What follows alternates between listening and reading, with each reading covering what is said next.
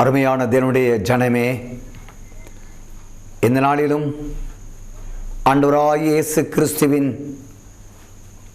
இரகசிய வருகைக்கு பின்பு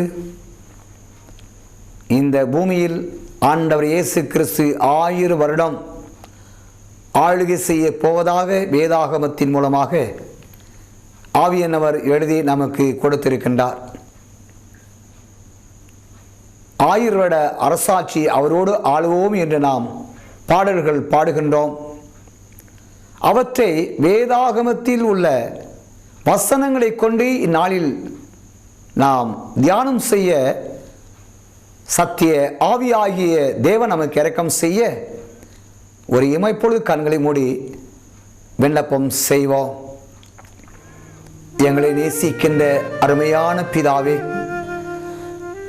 உம்முடைய ஆனந்த ஞானமானது ஆதி முதற்கொண்டு தம்முடைய இரகசியங்கள் ஒவ்வொன்றையும் நீர் சபை மூலமாய் பங்கு பங்காக வெளியரங்கமாக்க திட்டம் செய்த தம்முடைய தீர்மானத்தின்படி உம்முடைய இரகசிய வருகைக்கு பின்பு 1000 வருடம் இந்த பூமியில் நீர் அரசாள போகிறீர் என்பதை குறித்து நாங்கள் தியானம் செய்ய தேவரீர் இறங்கும்படி மன்றாடுகிறோம். துதி கனம் மகிமை எல்லாம் உமக்கே ஏறெடுக்கிறோம். இயேசு கிறிஸ்துவின் நாமத்தில் வேண்டுகிறோம் பிதாவே, ஆமென்.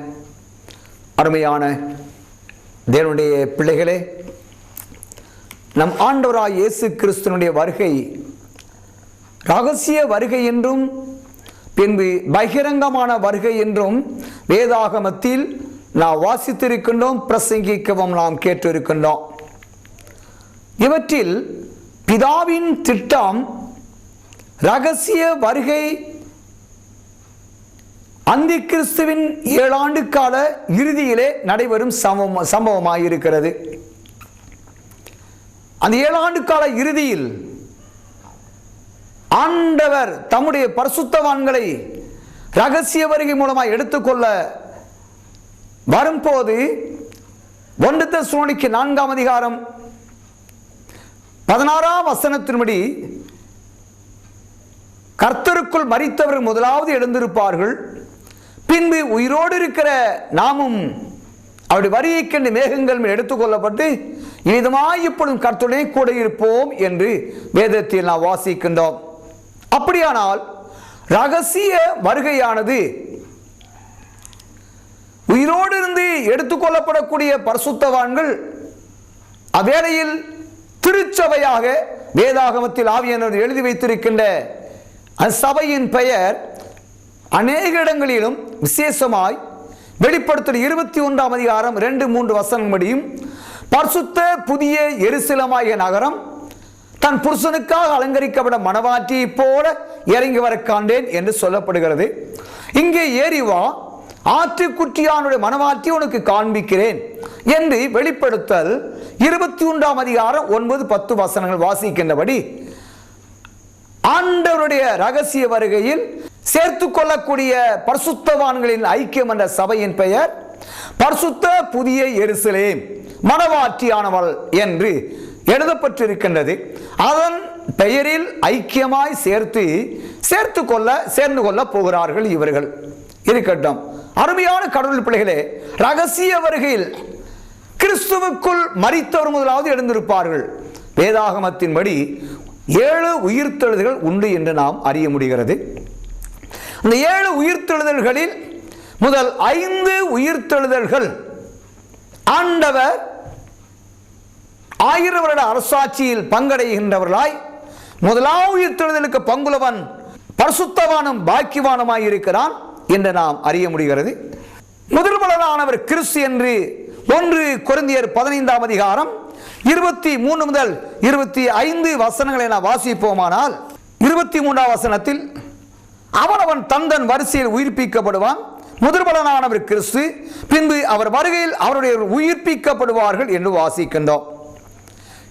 இரகசிய வருகையில் ஆண்டவரோடு சேர்ந்து கொள்ளக்கூடியவர்கள் ஆண்டவருக்குள் அதற்கு முன்பாகவே வாழ்ந்து வயோதிபத்து நிமித்தமாய் அல்லது இரத்த சாட்சியாக மரித்தவர்கள் உயிர்த்தெழுந்து ஆகாயத்தில் சேர்ந்து அப்படியே இறங்கி பூமிக்கு வருகின்றதாகவே நாம் வேதத்திலே நாம் வாசிக்க முடிகின்றது.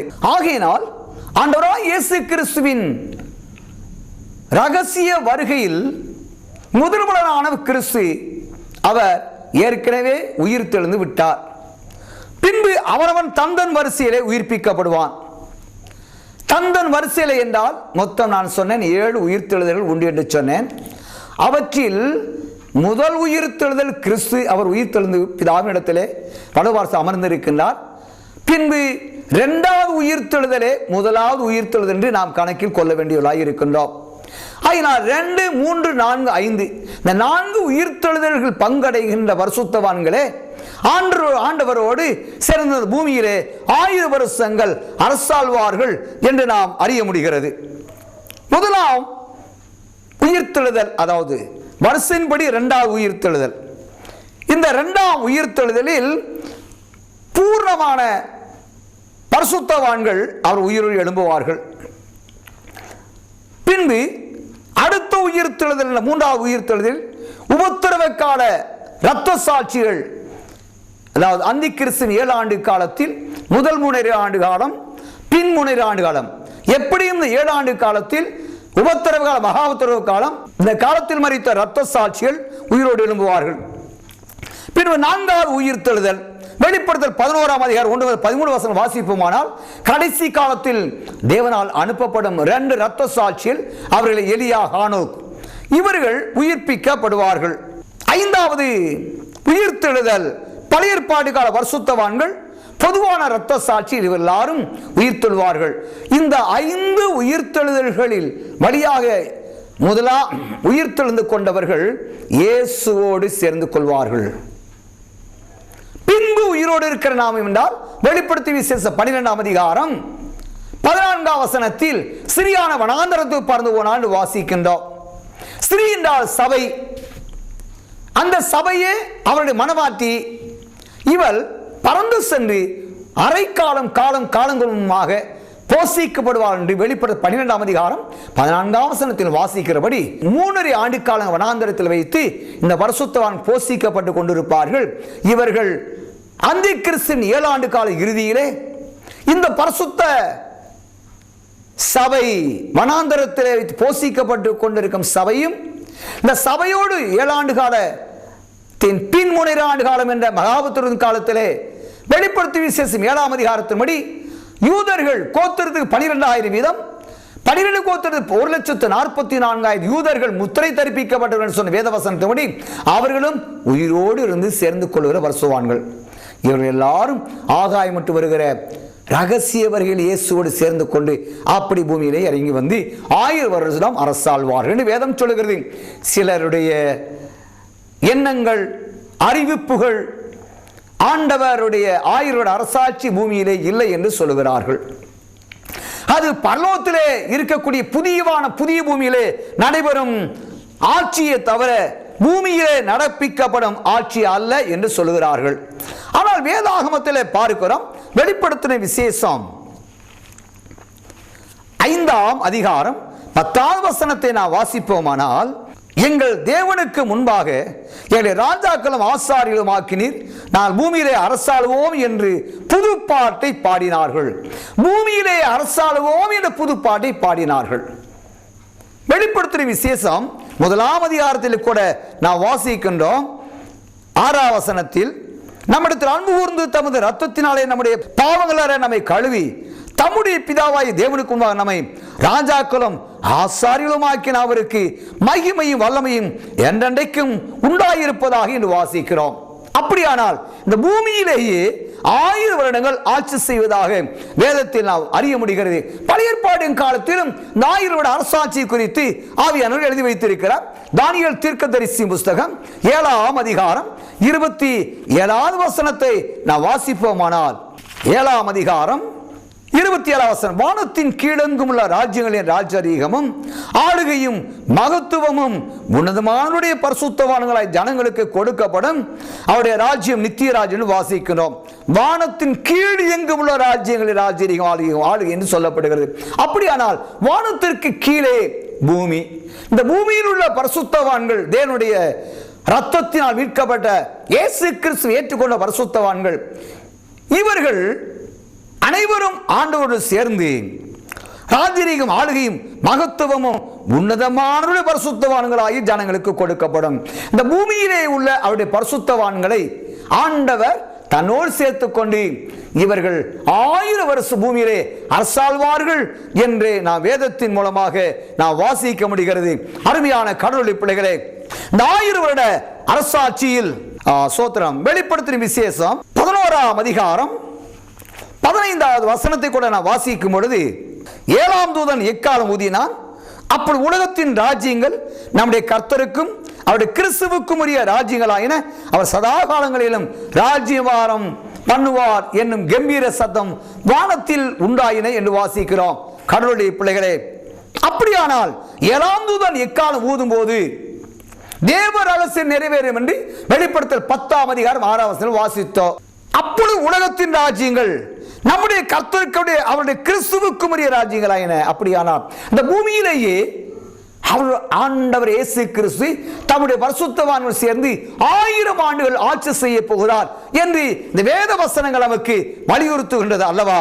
அருமையான தேவனுடைய பிள்ளைகளே, ஆண்டவர் வெளிப்படுத்தும் விசேஷம் 19ஆம் அதிகாரம் 11 முதல் 21 வசனங்களை நாம் வாசிப்போமானால், விசேஷமாக 18ஆம் வசனத்தை வாசிக்கின்றேன். ஜாதிகள் கோபித்தார்கள், அப்பொழுது உம்முடைய கோபம் மூண்டது. மரித்தோர் நியாய தீர்ப்பு அடைகிறதற்கும் தீர்க்கதரிசிகளாய் உம்முடைய ஊழியக்காரருக்கும் பரிசுத்தவான்களுக்கும் நாமத்தின் மேல் பயபக்தியாயிருந்த சிறியோர் பெரியோருக்கும் பலன் அளிக்கிறதற்கும் பூமியை கெடுத்தோடு கெடுக்கிறதற்கு காலம் வந்தது என்று சொல்லி தேவனை தொழுது கொண்டார்கள் வாசிக்கிறோம்.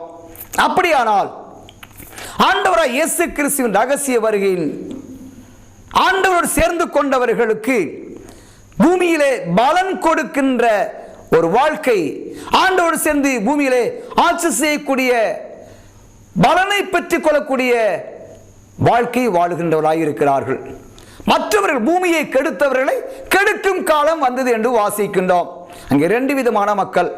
ஒன்று, ஆண்டவருக்கு பயபக்தியாயிருந்த சிறியோர் பெரியோருக்கு பலன் அளிக்கிறதற்கும், 2வது பூமியை கெடுக்கிறதற்கு காலம் வந்தது என்று வாசிக்கின்றோம். அப்படியானால் பூமியை கெடுத்த வலுசற்பத்தின் ஆட்களுக்கு நியாய தீர்ப்பின் வழியாக 2ஆம் வருகையில் நியாய தீர்ப்பின்படி அவர்கள் தண்டிக்கப்படுகிறார்கள்.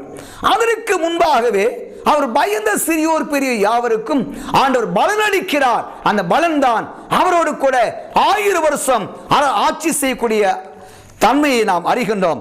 வெளிப்படுத்தும் விசேஷம் 20ஆம் அதிகாரத்தை கூட வாசிக்கிறோம். 4ஆம் வசனத்திலே, தங்கள் நெற்றியிலும் தங்கள் கையிலும் அதை முத்திரை தரித்துக் கொள்ளாமல் இருந்தவர்களை கண்டேன். அவர் உயிர்த்து கிறிஸ்துவுடன் கூட 1000 வருஷம் அரசாண்டார்கள். முதலாவது உயிர்த்தெழுதலில் பங்குள்ளவன் பாக்கியவான் பரிசுத்தவானுமாய் இருக்கிறான்.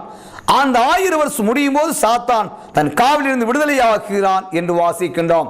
அருமையான கடவுளுடைய பிள்ளைகளே, அப்படியானால் ஆண்டவராய் இயேசு கிறிஸ்துவின் அவர்கள் உயிர்த்து கிறிஸ்துவுடனே கூட 1000 வருஷம் அரசாழ்வார்கள் என்று நாம் வெளிப்படுத்தும் விசேஷம் 20ஆம் அதிகாரம் 4வது வசனத்திலே நாம் வாசிக்க முடிகின்றது. அருமையான கடவுளுடைய பிள்ளைகளே, இந்த 1000 வருட அரசாட்சியில் பங்கு பெறக்கூடியவர்கள் யார் யார் என்று நான் ஏற்கனவே உங்களுக்கு சொல்லியிருந்தேன்.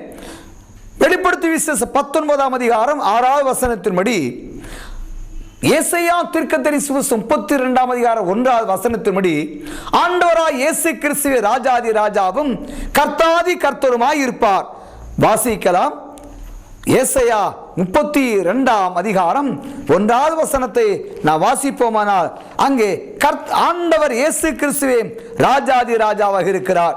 அவரோடு கூட சேர்ந்து பிரபுக்களும் ஆளுகை செய்வதாகவே நாம் வாசிக்கின்றோம். 32ஆம் அதிகாரம் 1வது வசனம், இதோ ஒரு ராஜா நீதியாக அரசாளுவார், பிரபுக்களும் நியாயமாக துரைத்தனம் பண்ணுவார்கள் என்று வாசிக்கிறோம். அப்படியானால் இந்த 1000 வருட அரசாட்சியில் ஆண்டவர் இயேசு கிறிஸ்துவே ராஜாவாக இருந்த ஆட்சி செய்கிற பூமியிலே அவரோடு கூட இருக்கக்கூடிய பிரபுக்கள், அதாவது 24 மூப்பர்கள் என்று நாம் அறிய முடிகின்றது. 24 மூப்பர்களில் 12 பேர் அப்போஸ்தலர், புதிய ஏற்பாடுகள் அப்போஸ்தலர்கள். மீதியுள்ள 12 பேர் 12 கோத்திர பிதாக்கள் என்று நாம் அறிகின்றோம். இவர்கள் அனைவரும் ஆண்டவரோடு சேர்ந்து ஆட்சி செய்கின்றார்கள். இந்த ஆட்சியின் வேளையிலே இந்த பூமியானது எவ்விதமாக இருக்க போகிறது, இந்த பூமியின் நிலை வானத்தின் நிலை எவ்விதமாக இருக்க போகிறது? வேதாகமத்திலே நாம் வாசிக்க முடிகின்றது. ஏசாயா தீர்க்கதரிசி புத்தகம் 35ஆம் அதிகாரம் 1-2 வசனங்களை நான் வாசிப்போமானால், வனாந்தரமும் வறண்ட நிலமும் மகிழ்ந்து கடுவொளி கழித்து புஷ்பத்தை போல செழிக்கும். அது மிகுதியாய் செழித்து பூரித்து ஆனந்த களிப்புடன் பாடும். லீபனோனின் மகிமையும் கர்மேல் சாரோன் என்பதில் அலங்காரமாக அளிக்கப்படும். அவர்கள் கர்த்தருடைய மகிமையையும் நமது தேவனுடைய மகத்துவத்தையும் காண்பார்கள் என்று வாசிக்க முடிகிறது. கடவுளுடைய பிள்ளைகளே, ஞாயிறு அரசாட்சியில் ஆண்டவர் இயேசுவே ராஜாதி ராஜாவாக அவரோடு கூட பிரபுக்கள் ஆட்சி செய்கிறார்கள். இந்த பூமியின் நிலையானது, பூமியில் உள்ள தாவரங்கள் செழித்து பூரித்து ஆனந்த களிப்புடன் பாடும் என்று வாசிக்கின்றோம். வறண்ட நிலம், வனாந்தரம் என்றால் மலைப்பகுதி, வறண்ட நிலம் என்றால் டெசர்ட் பாலைவனம், கடுவொளி கழித்து இவைகள் எல்லாம் புஷ்பத்தை போல செழிக்கும். அப்படியானால் ஞாயிறு அரசாட்சியில் மெய்யாகவே பூமியில் நடப்பிக்கப்படும் ஆட்சியே தவிர வானத்திலே அங்கு வனாந்தரமோ விடாய்த்து போன நிலமோ வறண்ட நிலமோ அங்கே இல்லை. ஆகினால் அருமையான கடவுளுடைய பிள்ளைகளே, இந்த பூமியிலே நிச்சயமாக ரகசிய வருகைக்கு பிறகு 1000 ஆண்டுகள் ஆண்டவரோடு சேர்ந்து பூமியை ஆட்சி செய்வது நிச்சயம் என்று வேதத்தில் நாம் வாசிக்க முடிகின்றது. ஏசாயா தீர்க்கதரிசி புத்தகம் 55வது அதிகாரம் 12-13 வசனங்களை கூட நாம் வாசிப்போமானால், நீங்கள் மகிழ்ச்சியாய் புறப்பட்டு சமாதானமாய் கொண்டு போகப்படுவீர்கள். பர்வதங்களும் மலைகளும் உங்களுக்கு முன்பாக கம்பீரமாய் முழங்கி வெளியின் மரங்கள் எல்லாம் கைகொட்டும். முச்செடிக்கு பதிலாக தேவதாரு விருட்சம் முளைக்கும், காஞ்சொரிக்கு பதிலாக மிருகச்செடி எழும்பும். அது கர்த்தருக்கு கீர்த்தியாகவும் நிர்மூலமாகாத நித்திய அடையாளமாக இருக்கும் என்று வேதம் சொல்லுகிறது. பூமியிலே அன்று ஆதாம் பின்பு காயின் செய்த பாவங்கள் நிமித்தமாக சபிக்கப்பட்டது அல்லவா? ஆனால் ஞாயிறு அரசாட்சியிலே அவைகள் எல்லாம் மாறி போய் முச்செடிக்கு பதிலாக தேவதாரு விருட்சம் முளைக்கும். காரணம், இந்த ஆண்டவரே வந்து பூமியை ஆட்சி செய்கிறார். இவரால் பூமி சபிக்கப்பட்டது ஆதாம் காயின் நிமித்தமாய். ஆனால் இவர் வந்து ஆட்சி செய்கின்றபடியால் சாபம் நீங்கின பூமியாக இருக்கும். அருமையான தேவனுடைய பிள்ளைகளே, தொடர்ந்து நாம் வாசிக்கின்றோம். நீர்நிலைகளுடைய நிலைகளை நாம் பார்க்கிறோம். ஏசாயா தீர்க்கதரிசி புத்தகம் 30வது அதிகாரம் 23வது வசனத்தை நான் வாசிப்போமானால், அப்பொழுது நீ நிலத்தில் விதைக்கும் உன் விதைக்கு அவர் மழையையும் நிலத்தின் பலனாகிய ஆகாரத்தை தருவார். அது கொழுமையும் புஷ்டியுமாய் இருக்கும். அக்காலத்தில் உன் ஆடு மாடுகள் விசாரமான மேய்ச்சுள்ள ஸ்தலத்திலே மேயும். நிலத்தை உழுகிற எருதுகளும் கழுதை மறிகளும் முரத்தினால் தூற்றுக்கொடியினால் தூற்றப்பட்ட ருசியில கப்பிகளை தின்னும் என்று நாம் வாசிக்கிறோம். அந்த 1000 அரசாட்சியிலே நிலத்திலே விதைக்கின்ற விதையானது அதற்கு ஏற்ற காலத்தில் ஆண்டு மழையை கொடுப்பதாகவும், நிலத்தின் பலன் ஆகாரம், அது சபிக்கப்பட்ட பூமி இப்பொழுது ஆசீர்விக்கப்பட்ட பூமியாக 1000 அரசாட்சியில் இருக்கும். அது கொழுமையும் புஷ்டியுமாக இருக்கும். அக்காலத்திலே 1000 அரசாட்சியிலே ஆடு மாடுகள் விஸ்தாரமான மேய்ச்சலிலே மேயும் என்று வாசிக்கிறோம். மேலும் அவைகள் தின்னக்கூடிய ஆகாரத்தை பார்க்கிறோம். நிலத்தை உழுகிற எருதுகளும் கழுதை மறிகளும் முரத்தினால் தூற்றுக்கொடியினால் தூற்றப்பட்ட ருசியுள்ள கப்பிகளை தின்னும் என்று வேதம் சொல்லுகிறது. அருமையான கடவுளுடைய ஜனமே, 1000 வருட அரசாட்சியிலே பூமி ஆசீர்வதிக்கப்பட்ட பூமியாக இருக்கும். கால்நடைகள், ஆடு மாடுகள் எல்லாம் இன்னைக்கு நாம் சாப்பிட்றோம் பாருங்களேன், இது போன்ற தானியங்களை அவைகள் தின்று குளுமையாக போஸ்ராவின் ஆடுகளைப் போல அவைகள் இருக்கும் என்று வேதம் சொல்லுகிறது. அருமையான தேவனுடைய பிள்ளைகளே, ஆண்டவருடைய வருகையில் எருசலேமில் நடக்கக்கூடிய சம்பவத்தை நாம் வேதாகமத்திலே தெளிவாக நாம் அறிய முடிகிறது. அவைகளை நாம் பின்னொரு நாட்களில் நாம் தியானம் செய்து கொள்வோம். இப்பொழுது எசேக்கியேல் தீர்க்கதரிசி புத்தகம் 47ஆம் அதிகாரம் 1 முதல் 6 வசனங்களை நாம் வாசிப்போம். அவர் என்னை ஆலயத்தின் வாசலுக்கு திரும்பி வர பண்ணினார். இந்த ஒரு வாசற்படி கீழ் இருக்கிற தண்ணீர் புறப்பட்டு கிழக்க ஓடுகிறதா இருந்தது. ஆலயத்தின் முகப்பு கிழக்கு நோக்கி இருந்தது. அந்த தண்ணீர் ஆலயத்தின் வலதுபுறமாய் பலிபீடத்திற்கு தெற்கே பாய்ந்தது என்று நாம் பார்க்கிறோம். இப்படியாகவே 8ஆம் வசனம், அவர் என்னை நோக்கி, இந்த தண்ணீர் கிழக்கு தேசத்துக்கு புறப்பட்டு போய் வனாந்தர வழியாய் ஓடி கடலில் விழும். இது கடலில் பாய்ந்து விழுந்த பின்பு அதன் தண்ணீர் ஆரோக்கியமாகும். சம்பவிப்பது என்னவென்றால், இந்த நதி போகுமிடம் எங்கும் சஞ்சரிக்கும் ஜீவ பிராணிகள் யாவும் பிழைக்கும். இந்த தண்ணீர் அங்கே வந்தபடினால் வெகு ஏராளமான மச்சங்கள் உண்டாயிருக்கும். இந்த நதி போகுமிடமெல்லாம் யாவும் ஆரோக்கியப்பட்டு பிழைக்கும் என்று நாம் வாசிக்கிறோம். அருமையான கடவுள் பிள்ளைகளே, ஞாயிறு அரசாட்சியில சகரியா தீர்க்கதரிசி 14ஆம் அதிகாரம் 4-5 வசனங்களின் படியாக எருசலேமின் ஆலயத்தின் மையத்தில் இருந்து, சிங்காசனத்தில் இருந்து அல்லது எருசலேம் தேவாலயத்திலிருந்து ஒரு பெரிய நதி கிழக்கு நோக்கி பாயும் என்று வாசிக்க முடிகிறது. அந்த நதி கிழக்கு நோக்கி பாய்கின்றது நிமித்தமாய் ஒலிவமலையில் ஆண்டவருடைய பாதம் நின்றபடியினாலே அது கிழக்கு மேற்காக எடுத்து நாம் வாசிக்கிறோம். சகரியா 14ஆம் அதிகாரம் 4ஆம் வசனம், அந்நாளிலே அவருடைய பாதங்கள் கிழக்கு எருசலேமுக்கு எதிராக இருக்கிற ஒலிவமலையின் மேல் நிற்கும் என்று வாசிக்கிறோம். அப்பொழுது மகா பெரிய பள்ளத்தாக்கு உண்டாகும்படி ஒலிவமலை தன் நடுமையத்தில் கிழக்கு மேற்க எதிராக பிளந்துவோம்.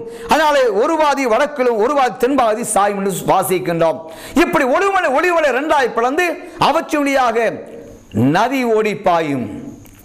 அந்த நதி மத்திய கடல், செங்கடல் வழியாக பசிபிக் மகாசமுத்திரம், அரபிக்கடல், இந்து மகாசமுத்திரம் எல்லாம் பரவி அதில் செல்லுகிடமெல்லாம் அது தித்திப்பான தண்ணீராக, கடல் நீர் அனைத்தும் குடிக்கும் சுத்தமான தண்ணீராக மாறுவதனாலே அவற்றுள்ள மச்சங்கள் என்றால் மீன்கள் எல்லாம் செழிப்பாக இருக்கும். பூமியில் உள்ள எல்லா மக்களுக்கும் உப்பு தண்ணியே இருக்காது. ஜீவ தண்ணீர், சமுத்திர தண்ணீர் எல்லாம் குடிக்கும் தண்ணீராக, மீன்கள் எல்லாம் புசித்து பலனடையக்கூடிய. உப்பு தண்ணீர் இருந்தால் மீன் உப்பா இருக்கும், நல்ல தண்ணீர மீன் வளர்ந்தால் நன்றாக இருக்கும். இப்படியாக 1000 வருட அரசாட்சியிலே ஆசீர்வதிக்கப்பட்ட ஆட்சியாக இருக்கும் என்று வேதாகமம் நமக்கு சொல்லுகிறது. இன்னும் ஆண்டவருடைய வருகை ஒருவர் தாமதிக்குமானால் இன்னும் அநேக காரியங்களை குறித்து வேதாகமத்தில் வேத வசனங்களை கொண்டு 1000 வருட அரசாட்சியை பற்றி நாம் தியானம் செய்ய ஆண்டவர் நமக்கு இரக்கம் செய்வாராக. அருமையான கடவுள் பிள்ளைகளே, இந்த வெளிப்படுத்தி விசேஷம் 22ஆம் அதிகாரத்தில் 1-2 வசனம் வாசிப்போமானால், 12 மாதந்தோறும் தன் கனிகளை கொடுக்கும் 12 விருட்சங்கள் இருக்கும் என்று வாசிக்கிறோம். இந்த வசனத்திற்கும் சகரியா 14ஆம் அதிகாரம் 4-5 வசனங்களுக்கு மிகுந்த நெருக்கமான சம்பவம் உண்டு. அருமையான தேவனுடைய பிள்ளைகளே, அந்த எருசலேமிலிருந்து ஒலிவமலை 2ஆய் பிளக்கிறது நிமித்தமாய் ஆசால் மட்டும் கடுமையான பள்ளத்தாக்கு உண்டாகி அது 12 மைல் தூரம். வெளிப்படுத்திய விசேஷம் 22ஆம் அதிகாரம் 2ஆம் வசனத்தின்படி நகரத்தின் வீதியில் மத்தியில் நதியின் இருகரையிலும் 12 விதமான கனிகள் தரும் ஜீவ விருட்சம் இருந்தது என்று வாசிக்கிறோம். இந்த நதி எருசலேமின் நடுவில் மையத்தில் இருக்கக்கூடிய தேவனுடைய ஆலயத்திலிருந்து புறப்படுகிற ஜீவ தண்ணீராக இருக்கும். அங்கிருந்து புறப்படுகின்ற அந்த தண்ணீர் ஆத்சால் மற்றும் ஒலிவுமலை 2ஆக பிளந்தபடியினால் ஆத்சால் மற்றும் அது பள்ளத்தாக்கு வழியாக தண்ணீர் ஓடி எருசலேமுக்கு ஒலிவுமலைக்கு அருகே இருக்கக்கூடிய உப்பு கடல் அல்லது சாக்கடல் சொல்லப்படும். இந்த கடல் மட்டத்திலிருந்து 1298 அடி பள்ளத்தில் இருக்கின்றபடியினால் இது சமனாக வேண்டும். ஆண்டவருடைய பாதங்கள் ஒலிவுமலையில் வந்து மிதிக்கும் போது என்று வேதத்திலே நாம் சகரியா தீர்க்கதரிசி புஸ்தகத்திலே நாம் 14ஆம் அதிகாரத்தில் நாம் வாசிப்போமானால், கர்த்தருடைய ஆண்டவருடைய பாதங்கள் ஒலிவுமலையின் மேல் மிதிக்கும் என்று சொல்லப்படுது. அப்படி மிதிக்கும் பொழுது மிகா தீர்க்கதரிசி 1ஆம் அதிகாரம் 3-4 வசனங்கள் படி பூமியானது நெருப்புக்கு முன்பாக மெழுகு உருகின்றது போல பூமி உருகும்.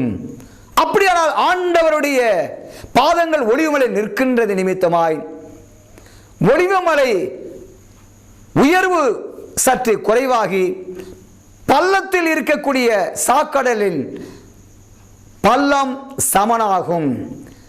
ஜீவ தண்ணீர் எருசலேம் தேவாலயத்தில் ஓடக்கூடிய ஜீவ தண்ணீர் சாக்கடலை நிரப்பி அருகே இருக்கக்கூடிய செங்கடல் மத்திய சுயஸ் கால்வாய் வழியாக வந்து அது பசிபிக் மகாசமுத்திரம், அரபிக்கடல், இந்து மகாசமுத்திரம் இப்படியாக எசேக்கியேல் 47 அதிகாரத்தின்படி பூமியில் எல்லா சமுத்திரமும் ஜீவனுள்ள தண்ணீராக மாறும் என்று வேதம் சொல்லுகிறது. 1000 வருட அரசாட்சியில் உப்பு தண்ணீரோ கசப்பு நிறைந்த தண்ணீரோ மனிதன் காண முடியாது. ஆண்டவர் நீதியுள்ள தேவனுடைய ஆட்சி நீதியின் ஆட்சியாக இருக்கின்றபடியால் பூமியில் எல்லா சமுத்திரங்களும் தண்ணீரும் ஜீவ தண்ணீராக இருக்கும். ஆனபடியால் அவற்றில் இருக்கக்கூடிய மச்சங்கள் எல்லாம் திருப்திப்பானதாக இருக்கும் என்று வேதம் சொல்லுகிறது. அருமையான கடவுள் பிள்ளைகளே, 1000 வருட அரசாட்சி என்பது மிகவும் ஆசீர்வதிக்கப்பட்ட ஒரு ஆட்சியாக இருக்க போகிறது. ஆண்டவருடைய 1000 வருட அரசாட்சியில் மிருகங்களுடைய நிலைகளை குறித்தும் விலங்குகளுடைய நிலைகளை வாசிக்கிறோம். ஏசாயா தீர்க்கதரிசி புத்தகம் 11 அதிகாரம் 6-7 வசனங்களை நாம் வாசிப்போமானால் அங்கு மிருகங்களுடைய நிலைகள் எவ்வளவு ஆண்டவர் ஆசீர்வதித்து அந்த 1000 வருட அரசாட்சியில் மிகவும் சுகவாசிகளாக வாழ்வதாகவே நாம் அறிய முடிகிறது. ஏசாயா தீர்க்கதரிசி புத்தகம் 11 அதிகாரம் 1000 வருட அரசாட்சி குறித்து நமக்கு அறிவிக்கிறதாக இருக்கிறது. ஏசாயா 11 அதிகாரம் 6வது வசனத்தை வாசிக்கிறோம். அப்பொழுது ஓநாய் ஆட்டுக்குட்டியோட தங்கும், புலி வெள்ளாட்டுக்குட்டியோட படுத்துக்கொள்ளும், கன்றுக்குட்டி பாலசிங்கமும் காளையும் ஒருமித்து இருக்கும். ஒரு சிறிய பையன் அவைகளை நடத்துவான். பசுவும் கரடியும் கூடிமேயும் அவையின் குட்டியில் ஒருமித்து படுத்துக்கொள்ளும். சிங்கம் மாட்டை போல் வைக்கோல் தின்னும். பால் குடிக்கும் குழந்தை விரியன் பாம்பு வலையின் மேல் விளையாடும். பால் மறந்த பிள்ளை கற்றுவிரியின் புற்றிலே தன் கையை வைக்கும். என் பரிசுத்த பர்வதம் எங்கும் தீங்கு செய்வாரும் இல்லை, கேடு செய்வாரும் இல்லை. சமுத்திரம் ஜலத்தினால் நிறைந்திருக்கிறது போல பூமி கர்த்தரை அறிகிற அறிவால் நிறைந்திருக்கும் என்று வேதம் சொல்லுகிறது. கடவுளுடைய பிள்ளைகளே, 1000 வருட அரசாட்சியில் மிருகங்கள் அங்கே ஒன்றோடு ஒன்று அன்பு கூர்மையை தவிர ஒன்று மற்றொன்றை அழிக்கும் தீமையின் உலகமாக ஆட்சியாக இருக்காது. காரணம், பாவமே ஒரு மனிதனுக்கு பகைமை உண்டாக்குகின்றது, மிருகங்களுக்கு பகைமை உண்டாக்குகின்றது. ஒன்றை ஒன்று அடித்து கொன்று தின்னக்கூடிய மாம்சத்தின் நிமித்தமாய் தீங்குண்டார். ஆனால் ஆண்டவர் நீதியின் தேவனாக இருக்கிறவருடைய 1000 வருட அரசாட்சியும் மிருகங்கள் எல்லாம் சமமாக இருக்கும், சமாதானமாக இருக்கும். மனிதன் அவைகளோடு நட்பாக இருப்பான், அவைகள் மனிதனோடு நட்பாக இருக்கும் என்று வேதம் சொல்லுகிறது. ஆகையினால் அருமையான கடவுளுடைய பிள்ளைகளே, நம் ஆண்டவருடைய 1000 வருட அரசாட்சியானது ஆசீர்வதிக்கப்பட்ட ஆட்சியாக இருக்க போகிறது. 1000 வருட அரசாட்சியில் பங்கடைய அழைக்கப்படுகின்ற தேவனுடைய பிள்ளையே, நீ ரகசிய வருகையில் மகிமின் சாயல் அணிந்து சேர்ந்து கொள்ள அழைக்கப்படுகிறாய். தேவன் தாமே தமது வார்த்தையை ஆசீர்வதிப்பாராக. ஆமென். ஜெபம் செய்வோம்.